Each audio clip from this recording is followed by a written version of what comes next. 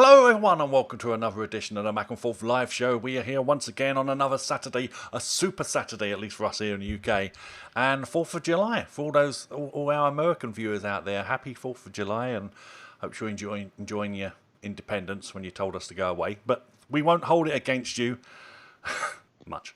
Anyway, so thanks for coming and joining us today on this live show, and I've got another two guests this week. So it's fantastic. Second week, another week, and I got two guests. So it's great. Makes my life a lot easier. First up, we have Dean joining us this week. Hi. Hey. Thanks for having me back. Must be doing something right. Yeah, it's not been long since you were on the show on Thursday. So Yeah. I feel like I've been talking to you non-stop since then. Indeed. And also, newbie to the show as well. We have Andy Leigh. How are you doing, sir? I'm good, mate. How you doing? Oh, I'm all right. Mind you, we did have a long drinking session online last night, so... Did go on for a bit, yeah. Some got more drunk than others. Yeah, weren't me. That's all I know. It was not me for once. But yeah, we're all here now, and welcome to our wonderful people in the chat room there. I can see Brian's in the chat room, and Essential Apple, which I'm guessing is Simon. I'm not sure. But yeah, so if you're in the chat room, as always, and you're new, just type new, and so I can say hi to you. And if during this show, where we're going to talk about what developers think of the new updates from Apple, if you've got any questions, just put a Q in front of your question or your comment, and I'll ask it to these chaps, and we will find out what they have to say about the things. Also join us. I see we've got Alex in the chat room as well, and Mark is in the chat room, and Alan as well has now joined us in the chat room. Wonderful to have everybody here. So, what do we think, chaps, about the new updates from Apple when it comes from the developer's perspective? I mean, what would you say are the biggest changes for devs in these new series of updates? Quite tricky. It's always quite a mission trying to uncover what Apple exactly wants after WWDC, because that's pretty much their way of hinting to developers or telling developers what they want. App clips and widgets pretty much stole the show. They were pretty much the very big tent poles that they were pushing onto devs. When it comes to technology, Swift UI has been overhauled. It's had a lot of things added to it, so it'll be easier to make great apps with Swift UI now. But one of the interesting things is if you want to make widgets, you have to use Swift UI to program the interface. So Apple is forcing you to use a very specific UI framework to create widgets. So they pretty much drop in the hint that Swift UI is really going to be the future. They did say last year when they introduced it that it'll be the future of writing UI code on Apple platforms, and they're pretty much doubling down on it this year. It's the only UI framework that runs across the watch all the way up to the TV, Mac, and iOS. Yeah, it looks jolly exciting. Andy, what would you think are the biggest changes you're seeing in these new operating systems? Pretty much the exact same things, really. I mean, Swift UI is one of the big ones. I wonder if they're going to go further with it in terms of the paradigm, the change in how you write code, which is quite a big change in Swift UI. Yeah, a change from a what you do to a how. Sorry, from a how you do something to a what you do. So you don't have to write so much code anymore. It's like, I want to do this, go away and do it, rather than do all these little things exactly in the order I tell you to. I guess it's changed over the years. I mean, Swift UI is still beyond me. I've tried platforms, not platforms. What was it called? Swift Playgrounds. That was it. I got to about, I don't know, lesson 10. Lost me straight away. I couldn't control the little man anymore. Very annoying. But it seems interesting. It's a nice way of learning, better than how I tried to learn, basic and things in the old days where it was out of a book. But actually, the new OSs from a developer point of view seem to have been very well received, and there seems to be a lot of excitement about, what they're going to be able to do. Obviously, definitely with such things as Apple Silicon, which we'll probably get to a bit later. But yeah, I mean, I really hope Apple have given you guys the tools, because this time round they seem to have done a major jump in across the board. Maybe not so much iPad OS, but Mac OS seems to have got. Initially, it looked like just a lick of paint to how it looked, but then once they went under the hood, there's some big updates in there. And I'm really looking forward to, like, developers like yourselves will be able to do when you start taking advantage of some of that stuff. Yeah, or another one of the big themes that was made clear to developers is Apple really wants developers to take advantage of universal apps. And universal apps in the past meant iOS and iPad apps in the same binary, so it'd run on both platforms natively. Now that means it will run on iPad, iPhone, and Mac. For example, when you open up Xcode and create a new project, your default setting is to create a multi-platform app. It doesn't give you the choice of language like it used to. You used to be able to choose Swift or Objective-C. So it just pulls you in Swift, and it pulls you into Swift UI as well. It doesn't give you the option to switch between the old paradigm of doing things. So the default option is to create a multi-platform iOS and Mac app using Swift UI with the Swift language. So obviously you can change the template and pick different options if you want to do that. But the default option that they want developers to pick is this route. And that kind of plays into the new Macs that are coming out. The ARM Macs are going to run iOS apps by default. And they've actually told developers that their iOS apps by default will be available to download on these Macs unless they opt out. So if you've got an iOS app out there, it will run unless that developer specifically says, please do not let users use this on the Mac. So that's quite an interesting push that they're making iOS apps available by default on these new ARM Macs. Now, Andy, I know you don't actually develop an app per se.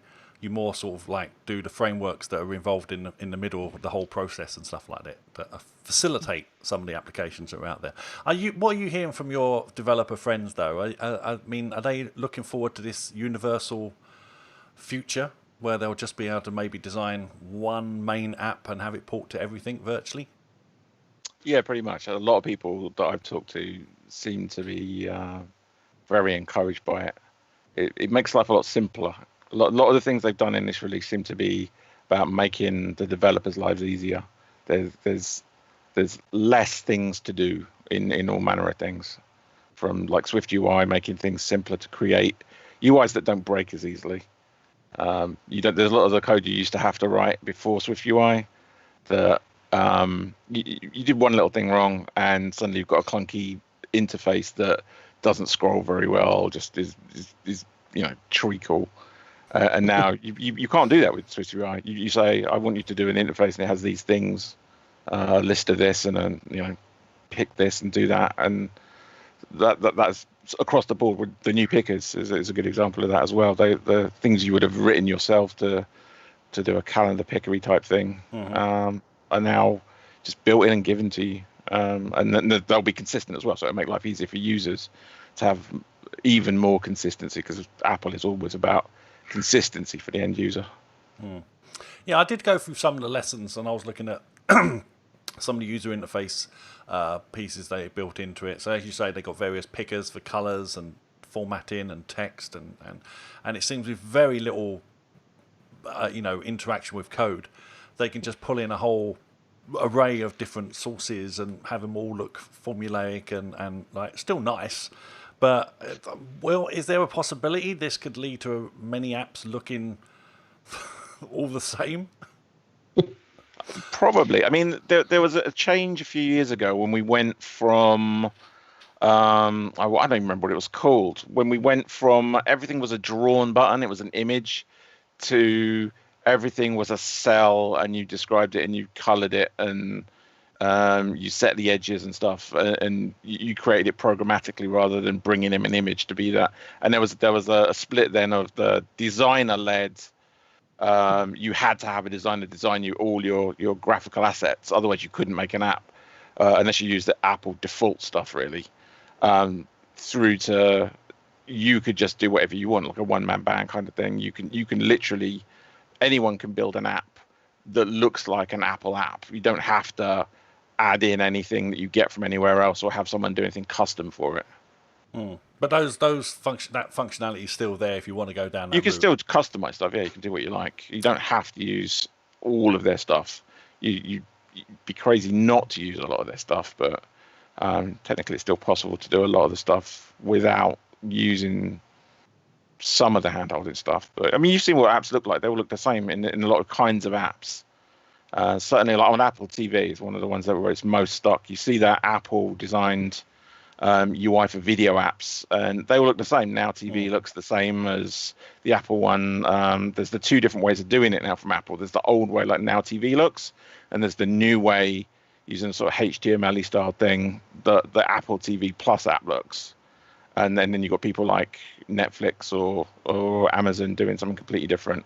But I mean, Amazon's a good example of how not to do. No, not Amazon. Netflix is a good example of how not. Well, Amazon's UI is horrible, but the app's not that bad. The Netflix app is horrible because it's broken. If you scroll for a long period of time and just go through a category, eventually it'll just crawl to a halt. There's something wrong there. They've messed up the UI. And like the Swift UI thing I was talking about before, that if they use Swift UI to do it, they couldn't have broken it in the way that they have. Did you get something to add, Dean? Yeah, I was going to say it just, by the sounds of it just caches a lot in memory, and the more you scroll, the more it stores in the memory. It doesn't deallocate what's not in view, and just keeps it around. It just goes really slow. But yeah, Amazon. I was actually watching Amazon last night and watching a new series every little fires or something like that. The new Reese Witherspoon TV show, and it still bugs me. It's the first TV show I've watched on Amazon for a while. This is a bit of a tangent, so sorry, but it still bugs me that they release their 4K content separately to their HD content. So you have to navigate to the 4K version of a TV show, not the 1080 version. It won't just give you the best quality by default. You have to actually look for the 4K stuff, and that drives me bananas on Apple TV, or on Amazon rather. Yeah, that's a flipping nightmare, that is. Okay, then. So, was anything announced that you would have been hoping for? Was there any like little APIs that came out, or SDKs or anything like that you thought, at last, thank God for this. This is going to make XXX so much easier? For me, I've mostly been working on Swift UI the first half of this year, both on hobby projects and also trying to integrate into the projects that I'll work on, trying to sell that to the company as this is how we should be doing things going forward, and is it the right time to be experimenting with that. And there's a lot of roadblocks I found in Swift UI that prevented me from doing things how I'd want to do it.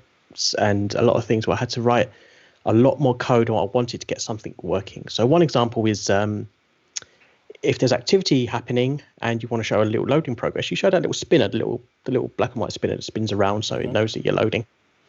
To do that in Swift UI, you had to write it out in UIKit, which is the normal UI framework you use on iOS, and then build like a bridge and a wrapper and then integrate it. And it's just a lot of code, a few different files, and it's just a bit of a pain.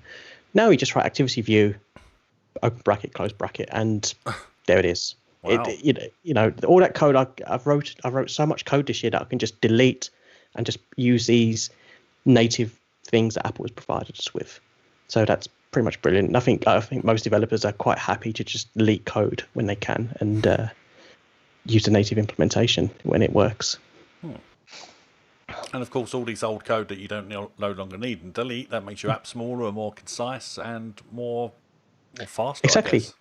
Less testing, less debugging. If someone else decides to work on it, there's a lot less code they need to look through to see how something works. And yeah, that's just one very small example, very trivial example of it. But there's like a few more complex things that I've had to make, and then Apple's just implemented it in Swift UI 2. I guess it's called Swift UI 2. I'm not too sure, and it's just made life a lot easier. So I'm looking forward to that. Good. Yeah, absolutely.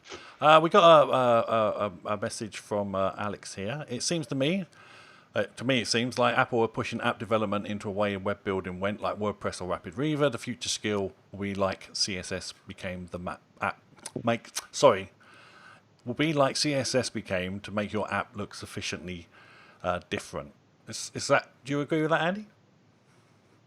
The way that UIKit works is kind of CSS, like I'd say, from how it describes things. The way you have, I forgot what they call them in like JavaScript and CSS, but you've got the dot property stuff. So you're adding in how the visual stuff looks in a similar way. So if that continues down that path, then maybe. But it's more about the UI, Swift UI stuff is more about making things safer. It's there's a one way of doing it, and it's doing it right, and you don't have to keep writing boilerplate code. There's been a trend over a long period of time back to Objective C where there was tons of boilerplate code that you had to just copy and paste basically, and fill in all the specific things you needed to address. And there's always this code that's the same, and it's like, why am I typing this over and over again, or why am I dealing with this code? Why is this code even in my app? There should be in a library somewhere that I call with one line, just with the parameters that I need. And that's what they've done with Swift UI. It's made it so much simpler, and you don't get the problems that you get because you're not dealing with them. They've done all the hard work for you, not in a dumbing it down kind of way, but in a you can't make problems for yourself because if you're trying to make a list of items, you want that list of items, however long it is, to work properly, and there's a route through that. And the way they explain it in the WWDC video for Swift UI is there's only one way you can do it now. When you call a function, it goes through its path, and the user can't mess up your intent. There's as a developer, there's what you intend to happen, then you give it to a user, and they do all this random stuff. They click 17 times on something and do all this stuff, and you're like, why would you do that? Why? No, why? We like to explore. And they break stuff, and you just don't anticipate this stuff, and it's like in between some of those clicks, the app's doing something, trying to do what the first thing the user asks, then the user's trying to ask for something else, and then it comes back, with something partway through, and then the user's giving it like 17 more things to do, and then you don't know your app doesn't know where it is, and it's gone off down all these little pathways that was never intended, that you've never tested for, because you didn't know they were a thing. It's like, you click a save button, you assume the user's gonna sit there and wait until it's saved and not do 1,000 other things in the meantime, or to try and do something, whatever random crazy user type stuff they do. I don't like users. My life would be so much easier without users. And it's that stuff that they've taken away. It's like they're simplifying the stuff that I don't need to deal with. And it's been an ongoing trend for a long period. Like going back to Objective C, over iteration after iteration of that, and the beginnings of Swift. I kind of hated how they kept changing Swift in the beginning, and it seems like once they get to a couple of versions or something, though, they settle down on a nice pattern and stay with it for a while. Which I'd say, like, you didn't like how they were doing some of the Swift UI stuff from last year, and now they seem to have like, okay, this is how it should work. And this is it makes sense now. After a lot of things don't make sense the first time or the second time, and it's only after people using it for a while that you get to that point where a pattern emerges of how you should do something. Yeah, that makes perfect sense. Well, the fact that you hate users as well. So much. We like to explore. That's what can I say? Mark, you get electric shock when you do something wrong. Marcus said maybe we will see a resurgence of apps instead of apps that just display a web page in a fancy environment. Trello and Slack come to mind for as a couple. That's the hope. It would be quite nice to see that, because like the technology that they run on Electron, which is kind of, think of it as like a version of Chrome just with their app built into it. That's a very simplified version explanation, but that's kind of what it is on the Mac. On iOS, they can't do that. So they've got more of a native app on iOS. I think they might be using React Native or something. Anyway, it doesn't matter. But yeah, this will allow them to more easily port over, hopefully, the mobile versions, which are native and run a lot better than the web counterparts that's on the Mac. So apart from that one you listed a little while ago, Dean, is there an API that has impressed you the most, a new one this time round? There's been a few. One of them is the AR stuff, which I don't actually get to use. I don't know. Not many developers I speak to are very interested in it as well. So I'm not sure. At the moment. At the moment, all this AR stuff is all just. I think everyone it's kind of like a known secret. It's all just being groundwork being laid for these new glasses, whenever they're going to appear. Apple's new glasses. But one of the interesting things is they now have what's called location anchors, where you can put a piece of content. So the example they used was the ferry building in San Francisco. They put a big text of writing, say ferry building, right above where the ferry building is. And it's anchored in that specific location, them specific coordinates. So anyone who's got this app can see this particular thing. And how they do it is very clever. They actually use their 3D maps that they take for the Maps app, and they use like machine learning, and they've kind of got the coordinates of all the different spots. They can kind of pinpoint a specific item in a specific place, which opens up a very interesting world of possibilities for just putting content in the real / augmented world. If you can imagine driving along and all the road signs are in AR, for example, and they're in the exact place, the exact coordinates where they should be. That's just one silly example, but yeah, it's very interesting how this technology is going to be used. Yeah, I'm looking forward to the AR stuff. At the moment, it's just like a novelty. Apart from Pokemon, I guess that's the most famous usage for it at the moment. But there's one real world one that I've come across. There's an app for a company called Ubiquity, who make network equipment, Unify. Have either of you seen their stuff? No. Yeah. Have you seen the AR stuff they do? I haven't. Because on their mobile app, you can point your phone at a stack of a switch, basically in a network rack, and the software knows where everything is routed to, and it will overlay that on the AR. So it's this cable goes here to that, and it will tell you exactly what everything does. So that if you're yanking something out, you know what cable goes where, because they're all blue or yellow or whatever. Generally, there's a little bit of color coding going on, but generally speaking, there's hundreds of cables, and it makes complete sense. It's one of the first things I've seen is actually useful. It's really niche, obviously, but it's a useful thing for what it is. It's like any other way of doing that, other than just like a list of things in an app or a graphical representative of it in the app, static. Whereas you just hold it up in front of and it could be racks and racks and racks of gear, and it's like, okay, this one goes here and this one goes there, and okay, that goes there. It actually works. If you have a look at the video on the Unify website, it's just amazing. Yeah, I'm gonna have to look out for that. I think Carl could do something like that for the wires underneath his desk, by the sounds of it. That's too complicated. What are you saying, sir? There's not much under there. Or maybe not. The only real world use I've found for AR is when my parents was buying a telly, and the Curry's website, I noticed pretty much all the tellies we looked at had the place in AR button. So this was all in Safari. So I just pressed the place in AR button, it downloaded it, scanned the room, and it put it in, because it was a tight alcove they wanted the TV to be in.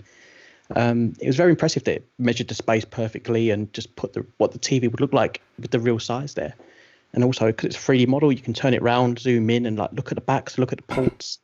And my dad's quite, particular about the ports, because he wants it wall mounted, so he doesn't want the ports to come out vertically. He wants them to go in horizontally, so make sure there's enough horizontal HDMI cables for his needs. And so just very small things like that. I think it was quite interesting use of AR. No, he's good. He's got a lot of potential. It's just the fact that at the moment we have to hold our phone or our iPad up, and yeah, it's not much good. We've got another question as well from Alan this time. If you've got a new app in mind and you think it could run on iPhone, iPad and Mac, do you design it for all three UIs at the same time, or focus on one platform and then adapt it for the others? That's a good question. Apple kind of do a lot of the heavy lifting for you in this case. So if you build, for example, an iOS app with a little tab bar at the bottom, the 4 little buttons, they'll kind of turn that into like a navigation bar on the iPad, and on the Mac it'll turn into a similar thing. So Apple tries to do a lot of heavy lifting for you to try and hint you in the right way of how you should do things. But to make a good app, I think it's necessary to make an app that's optimized for the iPhone and also optimize it specifically for the iPad and Mac. With the iPad and Mac, they're blurring very heavily these days. So, for example, if you add keyboard commands to the Mac, because most people use keyboards on the Mac, the iPad benefits from that. If you add hover text, when you hover over something on the Mac, it gives you a little hover text. That text is used for accessibility on the iPad. So if someone's using accessibility features because they can't see the screen, it will narrate what that hover text says. So they do a lot of these cross pollination of these things that you add to your app, how you lay out your UI to kind of benefit all platforms, I find. I'm really looking forward to installing my iMac in my van so I can do turn by turn directions on my Mac. That would be fantastic. Pretend you got a Tesla. Pretend I got a Tesla. So I mentioned it earlier what I had read, but how have developers, like I say, how's developers on the whole reacted to the announcement of Apple Silicon as well? I think that's probably the most exciting news to come out of WWDC on the whole, because it's a massive change for Apple, and I know they've done it a few times before, but Apple was nowhere near as big as it was last time it tried this. And so, I mean, I know, for example, Dean, I know you can't speak too much about this because you're under a kind of NDA thing at the moment. But Yep. I mean, I'm just wondering what is the general view from developers at the moment? From what I can tell, there's a lot of people were very apprehensive because it's always a bit of a struggle going through this transition, because you're worried that the stuff that you rely on won't work. And for the most part, Apple has done their best, as far as I can tell, to make sure pretty much everything will work and also be performance as well, as much as possible on the new Apple Silicon based Macs. So I think that's one relief that's kind of been subsided, and also just the big opportunity of just being able to make some really great apps for it. Just being able to have a brand new platform it's very similar to the old one, but also kind of new to build on is quite exciting. And also Apple just mentioned the performance. I can't really speak about the performance of mine, but what I saw in the demo at WWDC on that little video that they had in their little underground base, a lot of people were saying that's got to be running different hardware than the A12 that they talked about. But no, that I can really understand this is real. This is a 2-year-old iPad chip running these demos. I can believe that. I was kind of apprehensive about that, but I can believe that this chip was running them demos. And I'm just really excited to see what Apple. I think a lot of people could be blown away when Apple release a real ARM chip in a real Mac. It's just going to be mind blowing, I think, for a lot of people. Most of all, Intel. It's going to be. Yeah, I hate to say it, but it's I'm looking forward to that. Later this year, apparently, a MacBook Pro 13-inch apparently is going to be the first one. Who knows, though? I'm in the market for a new MacBook, so. Ain't we all? Ain't we all? Actually, I moved off you accidentally there, Andy. I didn't come to you and ask if there was an API that you were particularly impressed by or that Apple have announced.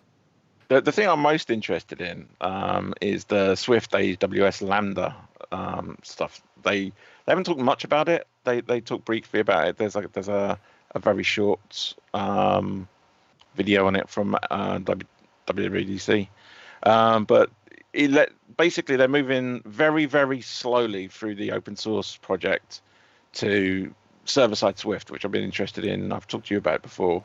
I've been interested in that side of things for a long time, and it's finally at a point where you can actually do stuff with it in production, which is interesting, because basically what they'll let you do is you can call a function basically from within your iOS code to talk to something running in the cloud, in serverless, basically running in a Docker container on AWS, and that can be running Swift on basically a Linux in Docker on AWS, which is very interesting, especially interesting of where it is.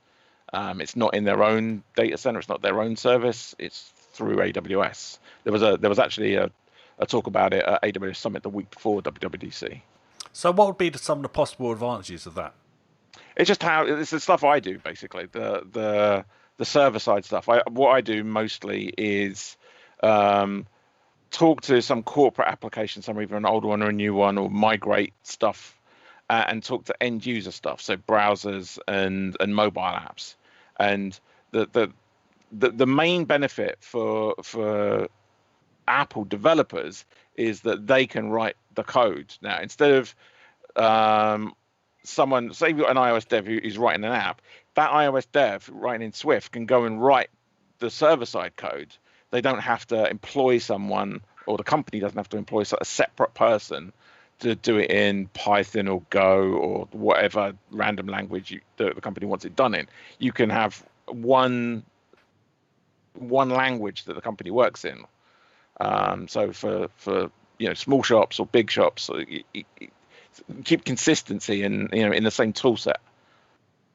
Okay, that'd be interesting. I still don't fully grasp what that could possibly mean, but I can see it from a saving money point of view, definitely. It's a baby step towards something else, which is the way they work. They always, take a step, see what happens, see how many people use it, and then do more stuff. And the fact that it's running in AWS, the fact that it's running the way that it is, I don't know enough detail about what it's running on, because it's in a Docker container, but that Docker container could be ARM based or not, because the Docker's one of the things they haven't brought over yet to iOS 11, not iOS 11, Mac OS 11. That's they mentioned it, and they mentioned it was coming, but it's not something that currently runs because it's x86, not ARM. Right. Well, again, I guess a lot of these factors will iron out once, if Apple Silicon is proven to be successful, and people can see the kind of speed increases that it's rumored that they're going to be able to obtain. Yeah. I mean, it sounds amazing, and it will get there. People will make the necessary changes, but like my daily workflow involves me sitting at a Mac, spinning up a bunch of either VMs or mostly Docker containers, locally or remotely, and those are x86 based. Obviously there's a lot of ARM stuff out there, but the stuff as it is now, like today, it's all x86 based. It's not ARM, and that migration needs to happen for a lot of the workflows that I do. I'm sure it will. And there is ARM stuff in the data center, but just not to the scale of x86. Okay. And what about, as I asked Dean earlier, what about your developer friends? Are they getting excited about the possibilities of Apple Silicon from what they've heard so far? I think, I mean, I definitely am. I know that. I mean, I can talk because I don't know anything. So, apart from what you've read, I've spoken to, what I've read, a couple of people I've spoken to. I mean, basically, it's like it was with the Intel stuff, except they've got the experience of how that went, and so they seem to have got all their ducks in a row. They've got Rosetta 2, it's sort of the Catalyst 2. Is it Catalyst 2? That stuff for the iPad stuff, which I don't really see the point of when you've got you can do the native stuff. Why you wouldn't just recompile natively? I don't really get it. But the fact you can make one thing that runs anywhere and a lot faster, that will make life a lot easier. And then if you're, whether you're on the corporate side of things or the independent side of things, it gives you, it makes cost less in the corporate side of things because you only have to do one thing most of the time, apart from the UI stuff. You're only writing, one bit of back-end code essentially, not quite, but near enough. And then if you've got an app that's in, on iOS and you're selling it, you can now sell it very, very easily as a Mac app. Mm-hmm. Although I don't know, Dean, have you heard? Did they say anything about like the payment side of that? I don't remember if they said anything about that. Because obviously, as an independent developer, you'd rather sell the iOS version and the Mac version. But if the same universal binary is going to run on both, then you're only going to get one lot of money. So yeah, that's pretty much what Apple's going towards, and they've actually made basically if it's submitted as a universal binary, universal app that's linked, you buy it once, you own it everywhere. And as users, I know a lot of users do that. I've often downloaded an iPhone app, like loved it, and then gone to get the Mac app and realized it's another £30 on top to get another separate purchase. But another thing they've done is expanded the family sharing, which I have family sharing stuff for my parents, my wife, and my kids. So I can buy pretty much any app and they can pretty much use it. The exception is with in-app purchases and subscriptions. But now from iOS 14, that changes. So in-app purchases that I might buy also get shared. That's mostly not the consumable kind. So not if you're buying 200 gems. Not everyone in my family's going to get that 200 gems in whatever terrible game I'm playing at the time.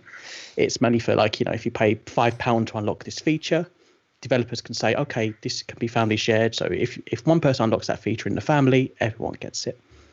And the same with subscriptions. If I pay £5 a month for my calendar app, the whole family can also benefit from that, which is great as well on all platforms. So that's some really good user facing features. But then, like you say, for developers, it takes away their Mac revenue that they might get separately. Maybe it will help convert more users because, more people more like to buy it. There's apps where I've seen you've had to buy the iOS app, the iPad app, and the Mac app separately.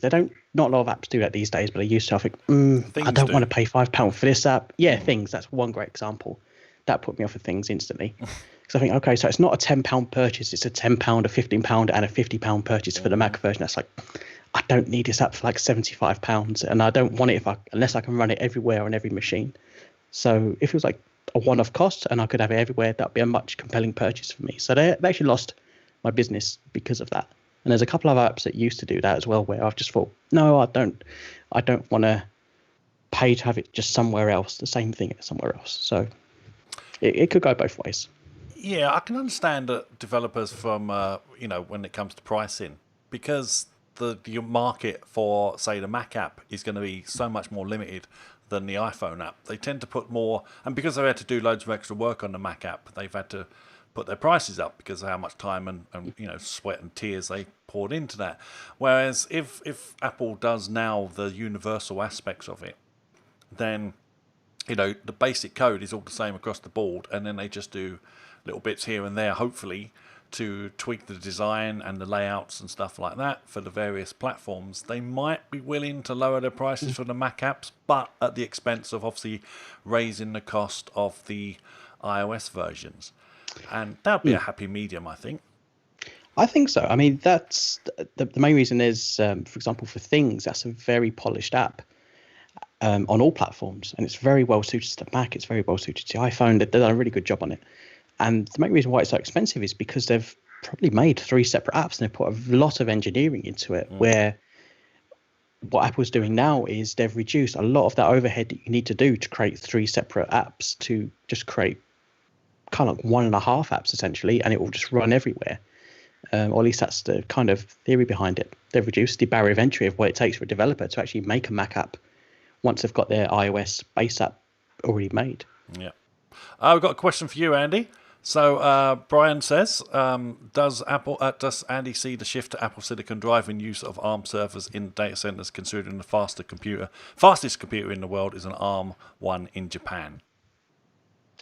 Absolutely, yeah. I mean, once you make it easy, once the tools are there for developers to work on, that's the critical bit, is to make it easy for developers to work on. And up to now, it's not been that easy. I mean, it's as easy as anything else in terms of certain kinds of work, but one of the critical things with ARM is the low power consumption, and therefore low heat, and therefore low cost of running. So you can cram a hell of a lot more of them into a data center. And then if you're dealing with things like there's things out there with 100+ cores, hundreds of cores. They're not the same as an x86 core. That's the trouble. People think that this has got 8 cores, and my desktop on what has got 8 cores, and so my phone is equivalent to my desktop. No, it's not. They do different things, but it's all about the task and how you're trying to break the task down. What you're trying to do. So yeah, I absolutely. I'm sure it will drive adoption.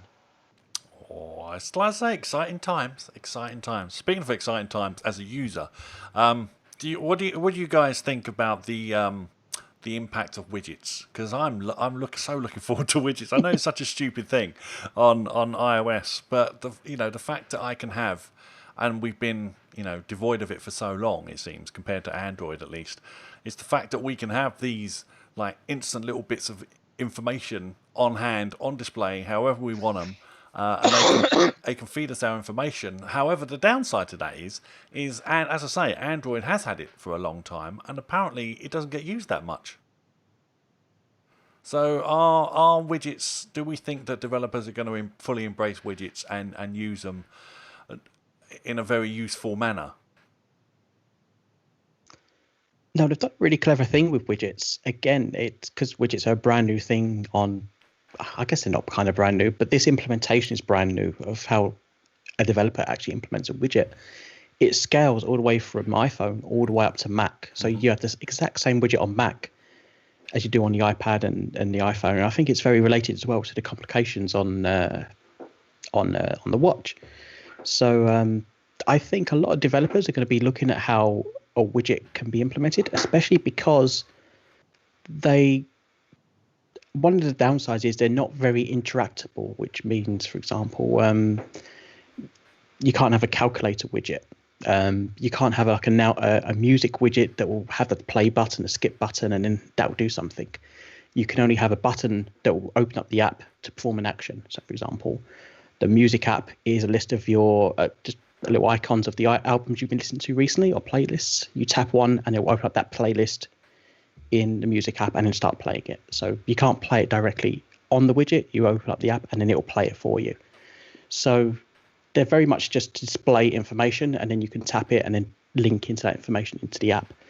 So I think because they're so, I don't want to say simple, because they're so simple, it's just literally a display of information. I think a lot of developers can look at how to implement that quite easily and quite quickly, and also they do look pretty great on the iPhone. The old widget design had this very it's grey background with just a bit of data on the front or buttons on the front or whatever.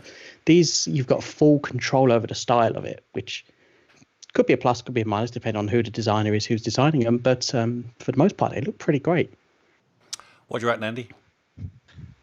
It'd be interesting to see how they actually play out. I mean, it depends on what the app does. The thing that I need to look into more, I don't know if Dean's got any more insight on, is the currentness of a widget, because as far as I understand it, they're timeline based in the past and in the future. So the events in the past and upcoming events. It's not like what's the temperature outside as of now. It's like, what was the temperature last time I checked? Because it's not running your app. It's running a fixed bit of stuff from your app. Like go get this piece of information, store it, or like with a calendar thing, what's coming up in the next hour or 2 hours or day or whatever it is you want to show. So that currentness kind of part of it is, I don't really know how that plays out with some apps, because there'll be things like a weather app like Dark Sky or something like that. Obviously that's Apple now, but something like that where it gives you the little notification it's going to rain now in 3 minutes or whatever. That's not possible in a widget as far as I understand it, because it cannot update itself when it's not running. So the app needs to be running, and it's not an event that was put into its future timeline, because the timeline stuff comes to the watch. I'm sure that's how they did that side of things. So it seems that there's a few things that a user might think should be there that won't be there. So I don't know, but for a lot of other use cases it won't matter. But for stuff that relies on that, like a train, is your train, what platform is my train on? You couldn't do that in a widget as far as I understand it, because the app would need to be running, unless the right app is running in the background, refreshing it and adding data to the widget, which I presume is possible. When I watched some of the lessons, that was one of the lessons I did look through, and they just said if there's a state change or something like that, and your app reports it can interrupt its scheduled timing for when it was meant to update and say, oh, that means the changed. app's running the whole time, therefore consuming resources, which is kind of half the point of having the widget in the first place. And it's not running your app. Not necessarily. The apps can react to background push notifications. Yeah. So for example, if you get a push notification from Dark Sky to say, "Oh, it's going to rain in 5 minutes," that's from the server down to your Yeah. phone. Then it's telling your app, and then Yeah. you get a very small amount of execution time where you can actually process some data. I think like 10 to 20 seconds normally before Apple cut you Okay. off. So maybe that's enough for most of that kind of stuff. Yeah, so it's not doing locally processing in that case. For example, if the weather has a very dramatic change and then Dark Sky pings your phone, it'll wake up the app, do a little bit of processing, say, okay, it's going to rain now, send you a notification, display your notification, and also update the widget, just invalidate that data and give the widget new data to display. So, I mean, as we mentioned, like Apple takes baby steps with these things for some unknown reason. So this is version 1 of their widgets. So, well, I guess an updated version of their widgets, thinking about it. But I can see if they prove to be popular, hopefully they'll put some time and effort in and widgets become more autonomous to a certain extent. And, we'll see how things go. Because basically it's only things like weather and like when you're traveling through public transport and you need to know what platform or what time or if your train's delayed or things like that. Those would be super like convenient to know on the fly without having to go through the process of opening your phone, finding the app, opening the app, finding the information, and that would be purpose built for those situations. So I guess the last question I have for you both is, now all these new updates are out, has this made it easier than ever for brand new developers to get into Apple development? Yes. Simple answer, yes. You talked about using playgrounds before, yeah? Yeah. And I don't know exactly what you were doing, but obviously it's designed for learning. But now the UI stuff has been so much easier with UIKit, and the longer that trend continues, the easier it is for you to pick it up to start with. Because a lot of languages start with the complicated stuff. Like if you start learning Java, you have to learn all this stuff to get an app to work before you ever do anything that is part of what your app does. So then the more they get that out of the way, like they have with some of the newer stuff, the easier it is for you as Carl to sit there and have something actually work. And the more something works, the more likely you are to keep going through deeper and deeper and deeper and end up with something that, maybe you publish an app, or maybe you're just learning, you don't ever want to publish it, but you just want to learn a new skill, or just want to know how stuff works. And the easier it is, the easier it is for you to learn it. It is exciting. I just can't think of anything, apart from big complex apps that would need lots of access to various maps and things like that. I can't think of a simple app to do, unfortunately. Plus, I've got spend enough time doing all this kind of nonsense, so I don't really have time to work on apps. That's why I leave it up to you wonderful people to do the magic. But what do you reckon, Dean? I'd say you can ask this question every year, and every year the answer's been yes. Yes, For, okay. at least past 6-7 years. It's they just gradually that barrier of entry of actually getting in and actually writing an app has just got so much easier. Like one example is, like I said, now you open up Xcode, you click new project, and it will automatically give you a multi-platform app for iOS, iPad, Mac, and I think it's all in SwiftUI now. Before it was like a mix of SwiftUI and the old way of doing things. UIKit is kind of like a hybrid. Now that the app is at 140 characters, less than 140 characters, I think they said, or 140 characters just for that template app that displays Hello World. It's all written in SwiftUI, and it's just such and that's literally an app. That's an app that can build, run, compile, and it's just 140 characters that you can just look at. So they've just lowered the barrier of entry every time, especially how easy things are with SwiftUI to display UI. Like one thing I had to do before in SwiftUI was display a map, and that was a pain because SwiftUI didn't support maps in their API in their SDK. So I had to again map a UIKit version of a map, draw it all in, write it all in code, and then bridge it over, and it was a bit of a mess. Now just map, open bracket, close bracket, and pass it in a coordinates, and it will display map, just one line of code, and you've got a map zoomed into a specific location. I can teach I can teach my kids that, or I do teach my kids that. I teach my daughter a little bit of Swift. Could you So teach Carl that? Bloody chic. I can try. Yes, you can try. You Yeah. can try. I'll be a biggest drag factor you've ever known, I tell you now. Alex points out that Swift will need updates often to keep up with developer ideas so they don't need to use workarounds and slow down their apps. I mean, I guess so. I mean, the more you give creative people, the more they tend to try to push the boundaries more and more. Yeah. So, yeah, I guess. But they're obviously committed to this now. They've been following it down this path for a number of years. They're, they're doing Swift UI, as I say, across all these various applications, platforms now. So they obviously committed, and they obviously want it written, in a certain way to be universal and just get better and better and better. That's the hope anyway. We'll see what the practice is. But I'm so looking forward to what's coming out later this year now. Not necessarily just from Apple itself, but also from the developers and all the things that they can create with all the tools that they've now been given. And then to see these apps and run on hopefully really fast machines. Oh, I'm getting excited. Just got a quick question from Alan as well. How many, wrong one. How many hours of coding do you do in an average day, week, and month? How many build cycles? Is it always fun, or does it become a drudge? I'll ask you, Andy, first. I don't know. I mean, all day, every day, basically. Days of the week don't matter. The weekends don't matter. Nothing matters. It's like I don't even know whether it's light or dark outside or whether I've eaten today most of the time.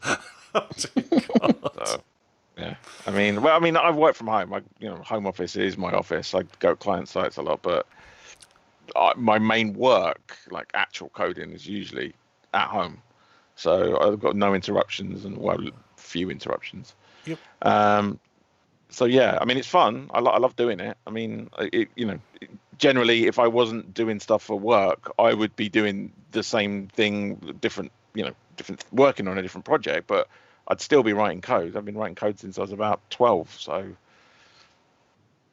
you're taking the romanticism out of it. It should be like, an author. You need to go out, well, when you could, out to a Starbucks, find a table, drink coffee all day long, and just sit there in the corner with your headphones on, tapping away with all the stickers. Those hipster developers do that. Yeah. They go outside. I'm more of a basement dweller. Enough said. Anyways, Dean, how often do you reckon you put into your job? Probably about a good 3-4 hours a day at least in terms of coding. There's a lot of other administrative tasks that's involved. So when it comes to coding, about a good solid few hours of coding. And there's a lot of like I say, there's a lot of work like reviewing other people's code, for example. Code reviews is a big part of it, for part of our quality assurance, like checking other people's code is right, giving them tips or accepting tips from them or making changes, and also just planning the products as well. So there's a lot that goes into, I think, a developer's job that is away from coding as well. There's a lot of other skills that are involved. But for the most part, I really enjoy it. I get paid to do something I enjoy, and that's a big bonus. Sometimes, like with any job, you can get a bit sick of things, especially with coding. Sometimes you find something it's just not working, and you're working on it for hours, and something's not clicking. You can't think of how to do it right. It's just not working. And then you take a break and come back to it, and you fix it within like 2 minutes, because just that little break has just cleared your head, cleared all them thoughts, and just give you a refresh. So that's something that I've kind of learned to accept in my career, just to take breaks little and often, and just go grab a coffee, go grab a drink or a beer or whatever, and just chill out for a few minutes, and then just come back to it and take it with a fresh set of eyes, fresh mindset. But yeah, for the most part, I'd say it's probably about 80% fun. 80%. Lovely. That's good. Well, it's, they say you find a job you enjoy doing, you never have a work a day in your life. So that's good. Chat room, if you've got any final questions that you want to ask our two developers here, now's the time to add them into the chat room. But Chaps, is there anything you want to add? Any things that I've missed asking you over the course of the last hour or so? Anything you want to bring up that you're happy that Apple is finally doing, or things that you're looking forward to? Got a couple of things. One of them was the nearby interaction thing. That was quite interesting. I don't know what exactly you use it for, but the distance and vector to another device or multiple other devices. That is, I guess it goes along with the AR stuff, but it's an interesting thing that is separate. And the other thing was the Find My stuff. The fact that they're opening Find My up to third parties was interesting. There's a lot more third party stuff actually this time in general, because they did the same thing with the HomeKit stuff, with the cooperating with everybody else. They're all trying to, because they seem to realize that the market for the home automation stuff is stifled by the fact that nothing works with anything else. There's a lot of stuff that should work together but doesn't. But the names they had on that slide where they said these are the people we're working with to make a standard, it was like, okay, that's pretty much everyone. That's a good start. So the fact that they're cooperating with people in general is a thing. Yeah, no, that could be good moving forward. Especially like some of the HomeKit stuff where they're now working on a new protocol or a new standard. So that could be interesting in the future as well, but we'll see how that goes. We've got a question from Mark. This is one that's probably aimed at Dean more than anyone else. Do the devs know if they will get a voucher or credit for the new Mac when the dev kits go back? Nope, don't know anything at all. As far as Apple's terms is, you give them money, you rent the hardware, and you give it back to them at the end of it. There's no mention of refund, no mention of getting any gift or hardware. They did give previously, when they'd done the Intel transition, they gave people who bought the dev kit, which was $1,000 at the time, I think a base level iMac with the new Intel chip in. But again, that's not to be expected. That was a gesture for them at the time. Whether they do it this time, who knows? But it would be nice. I wouldn't say no to some free hardware if they decide to give it to me. But I'm fully expecting to send this back, and that's it. And if I get anything nice out of it, that'll be a bonus. I guess they won't be doing it for those people that put their benchmarks online anyway. Let's put it that way. No. One thing I've noticed about the benchmarks online is the CPUs all have like this little unique code after it, unique string of characters after it. So I don't know if every single CPU has its own little serial number that gets tracked, and then on the Geekbench Online, they can be tracked back to individual developers' accounts. So. That would be like Hollywood screeners when they used to put them out, and they used to put a little bit of code somewhere in the film so they could track who pirated the darn thing. That would be interesting. We got another one from Alan here. I wonder why. Could you please develop a Find My AirPods case app? So if you listen to the show on Thursday, you know that Alan went out for a walk, and by the time he got back home, he'd realised he'd lost his AirPods case. Not the AirPods themselves, just the case. So, yes. Bit frustrating. And Mark's also got one more question here. With that. Will you switch to ARM on day one or wait for the second generation? I know, personally, I'm definitely going to be looking at switching on this first gen when it comes out later this year, because I would be in the market for an iPad, a MacBook Pro around then. So I've been looking out for one for ages, but now I might pull that trigger. What about you guys? I'm not sure. Not sure. I'm after, again, I can't say anything about the dev kit, but after trying it, that's really pushed me towards I'm very much on the fence because the company I work for, I got this brand new Mac a couple of months ago. It's like top spec MacBook Pro, and this would ideally do me for a good few years. But in trying this dev kit, I would say when the dev kit was, when the ARM Mac was announced, the Apple Silicon Macs were announced, I was like 50-50 on the fence, thinking maybe I will, maybe I won't. And now I'm more like 70-30 after seeing how this performs versus what I've got. And yeah, I don't know. We'll see. But I'm leaning towards it. Mm-hmm. What about you, Andy? Are you a purchaser of first gen stuff? Probably. To me, it depends what happens between now and then. They said about new Intel Macs. I need a new laptop anyway. I'm overdue for one. So it depends. I mean, without that in the way, then absolutely, yeah, straight away. Whatever, it doesn't really matter what it is that they released. I probably would. But if I get one, if they announce a new whatever between now and then that's Intel based, then maybe I'll buy that if I think it's worthwhile. Depends when as well, because if they did it this month or next month, that's one thing. If they don't do the Intel ones until November, then almost certainly would wait. But no guarantee it's December even. I mean, it's certainly possible it would slip. Look at the Mac Pro.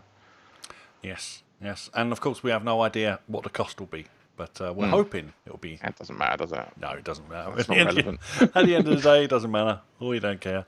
We'll do it anyway. So there you go. So it seems to me that developers are quite just as excited as our end users about the upcoming updates, and it looks like everybody's going to dive in and get involved and look forward to autumn when we can start playing around with this stuff, and hopefully we'll be by then all out and about and back to some sort of semi-normalcy, so that'd be great. We can all try out our little toys. So all that's really left for us on the show today is find out where we can get hold of everyone. Now, Dean, obviously we know where we can get hold of you, although not for the next month or so on the podcast. But where else can we get hold of you, Dean? Yeah, I'm on Instagram at CraftyDino, and I'm also on Twitter with the same name. Again, I don't post too much, and I kind of want to get back into Twitter a little bit, but we'll see. I don't. hate the place. It's got its nice parts. It's got its nice parts. Yeah, it's got I'm its sure. rough parts. I'm sure. And Andy, where can we get hold of you, sir? I'm Longball on Twitter, although I don't post much either, and I'm fairly exclusive as well. So if I choose to accept you as a worthy follower, I might. But I haven't been using it that much at all. I haven't been using that much social media the last year or so at least. So what you're saying is you basically want a load of users who abuse your apps to come and follow you, is what I say. Yeah, I mean, if they can find me, then yeah. But no. I don't post anything that interesting, so there's not really that much point. No. It's mostly me complaining about stuff. Well, that's Twitter. That's what it's for. That's all it's for. Anyway, I go back to the days when they just used to put cups of coffee on, and although Dean's one is quite good, it'll make you hungry because he just keeps posting pictures of his barbecue. It's like 95% barbecue food, Yes. not going to lie. Exactly. Or bread. I like baking bread. Yeah, I like posting pictures of food. On Facebook, though. Yes, it is good. So that's pretty much it from us today. If you'd like to, please, if you're watching the video and you've enjoyed what you've seen, come and subscribe to us over there on YouTube, and you'll be notified of any future posts that we do. We do a live show every Saturday around 3 o'clock UK time. Also, if you want to support us, we've got a Patreon page. The link is on our website, macandforth.com, where also you get, every fortnight, you get a Patreon live broadcast as well, where you can come and join the show as well if you're brave enough and come and interact with me personally on the show itself. It's good fun. We're doing another one of them next Sunday as well. But we'll be back next Saturday with a show right here. I'm not sure who we're going to have on or what we're going to be talking about yet, but I'm sure I'll think of something in the meantime. So that's pretty much it from us this week. Thank you very much once again. Thanks for joining us, Dean. Oh, no, you're welcome. It's good to be a part of it. Good stuff. And Andy? Thank you, mate. Pleasure. Thanks for the invite. And until next time, please, everybody out there, just stay safe and just, please, be nice to each other. Bye.